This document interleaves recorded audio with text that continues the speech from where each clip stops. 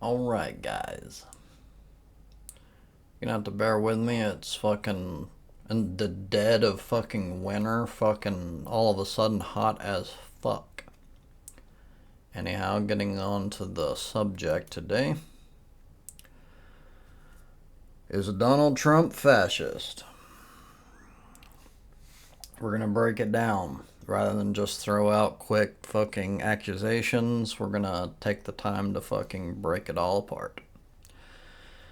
So we always, as usual, should start with definitions. Fascism is a far-right, authoritarian, and ultra-nationalist political ideology and movement characterized by a dictatorial leader, centralized autocracy, militarism, forcible suppression of opposition, belief in a natural social hierarchy, subordination of individual interests for the perceived good of the nation or race, and strong regimentation of society and the economy. Opposed to anarchism, democracy, pluralism, egalitarianism, liberalism, socialism, and Marxism, fascism is at the far right of the traditional left-right spectrum. Many people, mostly on the right, claim that it's left-wing or try to make appeals to a form of left-wing fascism. It's not possible by definition, as I just went over. Part of the reason why they do this is due to the fact that Hitler and Mussolini called themselves socialists. They were national socialists. It's worth noting that the way this is defined is contradictory to the way we use the term today in two major ways. One, it allows private ownership. Two, it allows for profit. Therefore, it cannot be socialism, and is certainly not left-leaning. This is an attempt to use ambiguity of terms to mislead and play mental gymnastics for a fallacious premise. Even capital F fascism was labeled popularly by intellectuals at the time as being extremely flexible and not adhering to very many concrete ideals. It shouldn't need to be said that the more generic lowercase version allows even more flexibility.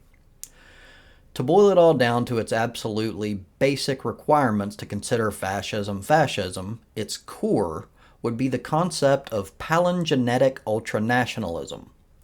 Palingenesis, combining the Greek words palin, which means again, and genesis, meaning birth, simply refers to a national rebirth, kinda like Make America Great Again.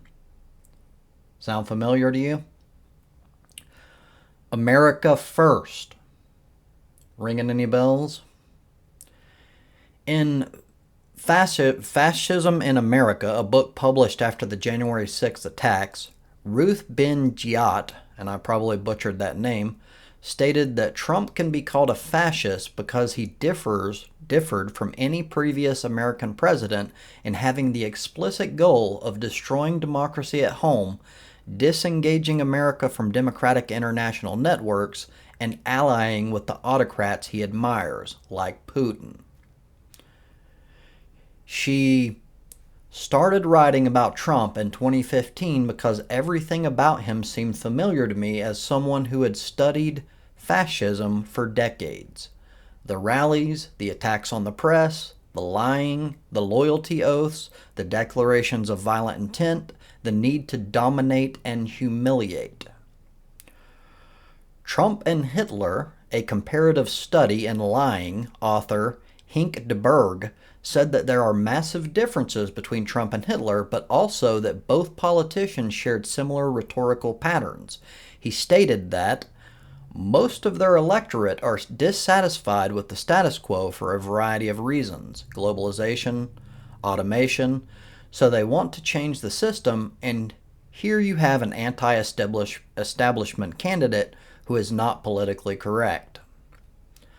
Mike Godwin, the creator of Godwin's Law, stated in 2023 that Trump's opening himself up to the Hitler comparison. He also said that you could say the vermin remark or the poisoning the blood remark, maybe one of them would be a coincidence, but both of them pretty much make it clear that there's something thematic going on, and I can't believe it's accidental. If you'd like to make the claim that Trump is not fascist, feel free to chime in via the comments. Remember to use your words. Do you attempt to change the definition of fascism? Do you simply resort to childish ad hominem character attacks? If there's no substance to your claims, it won't be addressed. Thank you for your time.